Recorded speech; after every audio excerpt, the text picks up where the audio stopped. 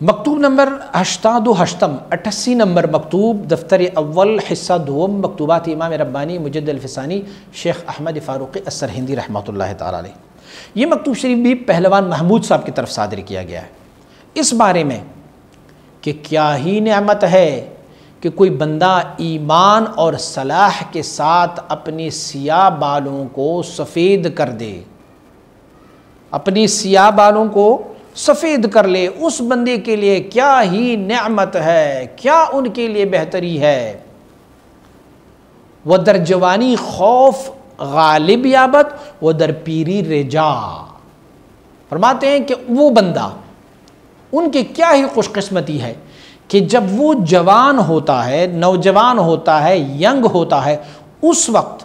اس میں خوف زیادہ ہو، خوف کا غلبہ زیادہ ہو۔ دیکھیں مومن کی مثال یہ ہے کہ الایمان بین الخوف والرجا، ایمان خوف اور امید کے درمیان ہے۔ اللہ سے ڈرنا بھی ہے، جہنم کی ڈر ہے، پھر قیامت، قبر، گناہوں کی عذاب، یہ ساروں کا ڈر، اور رجا امید بھی ہے، یا رجا فتحے سے یا کسرے سے۔ لیکن ہوتا یہ ہے کہ مومن کا رجا یا رجا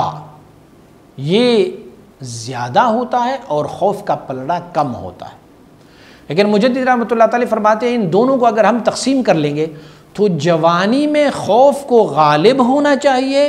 اور بڑھاپے میں رجا اور امید کو غالب ہونا چاہیے۔ جوانی میں اگر خوف غالب ہو تو پھر کیا ہوگا؟ بندہ جو ہے وہ شہوات نفسانی سے اپنے آپ کو بچاتا رہیں گے۔ خوف ہو علام الغیوب کی، خوف ہو مالک یوم الدین کی، خوف ہو رب کائنات کی،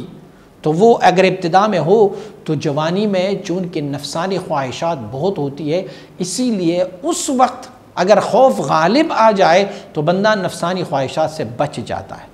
اور بڑھاپے میں چونکہ نفسانی خواہشات کم پڑ جاتے ہیں، اب جوانی کے وہ جذبہ اور جنون نہیں ہوتا، تو اسی لیے وہاں پر امید کا پلڑا باری رہنا چاہیے۔ اللہ رب العزت ہمیں اپنے پاس اپنے ساتھ وابستہ رکھے۔ کیا ہی نعمت ہے کہ اگر کوئی بندہ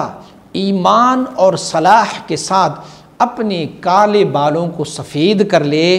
حضور نبی اکرم صلی اللہ علیہ وسلم بارک کی حدیث طیبہ ہے، حضور فرماتے ہیں من شاب شیبۃ فی الاسلام غفر لہ، یعنی جو اپنے بالوں کو سفید کر لے حالت اسلام میں تو غفر لہ،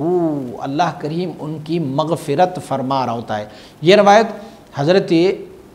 امام ابو داود نے صحیح ابو داود میں نقل کیا ہے، حضرت عمرو ابن شعیب سے ان کے اپنی والد سے عن جدہ من شاب شیبۃ فی الاسلام کتب اللہ لہ بہا حسنتاً یا جنتاً۔ اللہ رب العزت کے حبیب نے فرمایا ہوا ہے کہ اللہ کے بندے اگر اپنی بالوں کو سفید کر لے حالت اسلام میں، صلاح میں، تو اللہ رب العزت ان کی مغفرت فرما رہا ہے، اللہ رب العزت ان کو حسنات لکھ دیتے ہیں، یا اللہ ان کے لیے جنت لکھ دیتے ہیں۔ جانب امید را ترجیح دہن،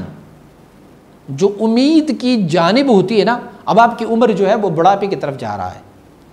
تو آپ امید جو ہے یا رجا جو ہے اس کی پلڑے کو بھاری رکھیں، وہ ظنی مغفرت را غالب سازند، اور یہ اللہ رب العزت چونکہ غافر الذنوب ہے، اللہ رب العزت گناہوں کو معاف فرما رہا ہوتا ہے۔ لا تقنطوا من رحمت اللہ ان اللہ یغفر الذنوب جمیعا، پروردگار عالم وہ ذات ہے، تو فلہذا اب یہ کریں کہ آپ یہ گمان رکھیں کہ اللہ کریم مجھے مغفرت فرماتا رہے گا، کیونکہ جوانی میں آپ نے صلاح،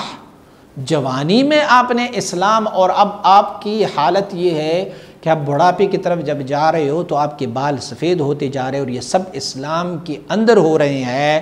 تو فرماتے ہیں اسی لیے اب جو ہے وہ مغفرت کی گمان زیادہ رکھو